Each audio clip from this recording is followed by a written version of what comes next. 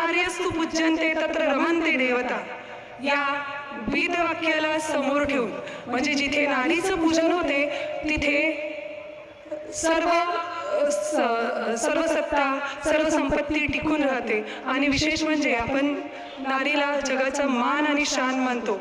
आज मी खरोखरच माननीय उद्धव ठाकरेजी आणि आपले माननीय सर्वांचे लाडके आपले नितीन बाप्पू देशमुख यांचे खरोखरच आभार मानू इच्छिते.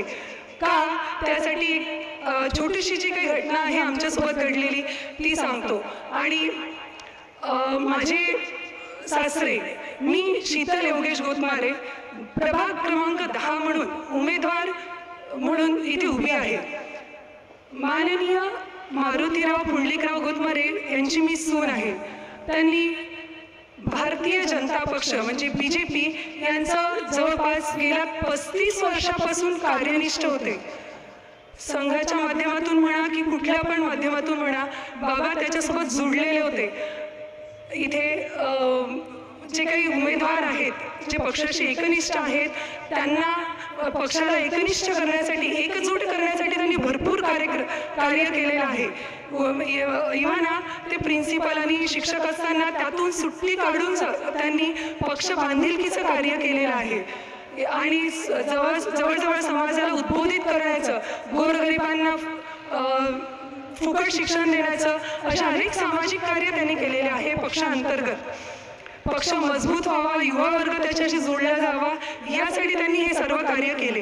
त्यानंतर माझे पती मिस्टर योगेश गोतमारे, जे 2012 ते 17 मध्ये महानगरपालिकेमध्ये नगरसेवक म्हणून निवडून आले होते.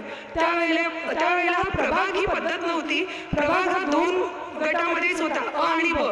तर त्या भागाचा संपूर्ण विकास तो जलकुंभीकरण असो, नाला साफसफाई असो, रोड असो, शहराचे सौंदर्यीकरण असो, कुठलाही भाग असो, कुठल्याही भागामध्ये ते कमी पडले नाही.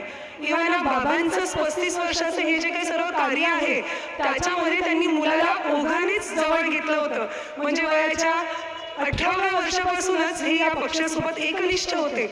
अशा वेळेला एकनिष्ठतेचं फळ काय मिळालं तर आम्हाला उमेदवारी जी आहे ती वेळेपर्यंत आम्हाला थांबवलं गेलं, आशेवर ठेवलं गेलं की बस तुमचा आज एबी फॉर्म तुमच्यासोबत जोडलाच जाईल, अशा आशेवर आम्हाला ठेवलं गेलं.